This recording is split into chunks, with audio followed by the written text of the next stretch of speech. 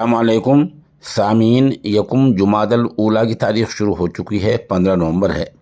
ख़बर का उन्वान है गज़ा के ताज़ा हालात। ज़ाहिर सी बात है, तमाम फ़र्जंदान तौहीद और हर हक़ परस्त को ये इंतज़ार रहता है कि गज़ा के हालात क्या हैं, इसराइली फ़ौज ने आज कितना जुल्म किया है या दूसरे हालात क्या हैं। ख़बर आई है कि गज़ा में फ्यूल ख़त्म हो गया है। जो गाड़ियों का ईंधन है, तेल, डीज़ल, पेट्रोल, ये मुकम्मल तौर पर ख़त्म हो गया है। इस ईंधन से जितने सामान, जितने आलात, जितनी गाड़ियाँ, जितनी चीज़ें चलने वाली हैं, वो तमाम ठप होकर रह गई हैं। इससे आप अंदाज़ा लगा सकते हैं कि गज़ा के हालात, ताज़ा हालात कितने बद से बदतर हो रहे होंगे। दूसरी खबर ये आई है कि ईरान के रूहानी पेशवा आयतुल्लाह खामेनी और हमास रहनुमा खालिद मशअल की मुलाकात हुई है, जैसे तस्वीर में आप देख रहे हैं। इस मुलाकात में ईरानी रहनुमा खामेनी ने साफ साफ कह दिया है, दो टोक, बिल्कुल बेलाग, गैर मुबहम, बहुत साफ अंदाज में कह दिया है कि आप हमें इस लड़ाई में न घसीटें। हम इसमें आपका साथ हथियार, असलहा लेकर, फौज भेजकर नहीं दे सकते हैं। हाँ, अखलाकी मदद आपकी साथ रहेगी, अखलाकी हिमायत आपकी करते रहेंगे।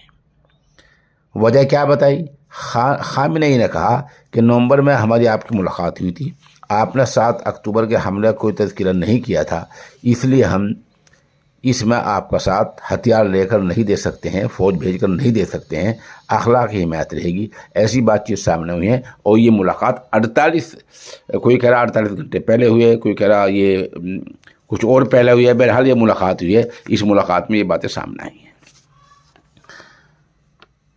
अब एक सवाल ये है कि इसराइल की फ़ौज कहाँ है? इस सवाल का सही जवाब गालिबन अभी नहीं मिल सकता, मुझे ही नहीं बल्कि किसी खबर एजेंसी को, किसी इदारे को इस तरह नहीं मिल सकता है। वजह उसकी बहुत वाज़ेह है, बहुत साफ़ है, सब लोग जानते हैं। अंदर से जो खबरें आती हैं वो एक ले देकर एक एजेंसी है राइटर, उसके नुमाइंदे वहाँ पहुँचते हैं और नुमाइंदे सब बाहर हैं। राइटर का जो मालिक है वो यहूदी है। अंदर से जो इसराइली फ़ौज या दूसरा कोई बतला देता है या कोई अफसर ख़बर घड़ कर तैयार करके बता देता है, वही बाहर आकर बता देता है, वही चैनलों पर और अखबारों में आ जाती है, वही फैल जाती है। अखबार हिंदी हो, उर्दू हो, अंग्रेज़ी हो, सब में घेर चेप कर लपेट कर वही ख़बर आ जाती है।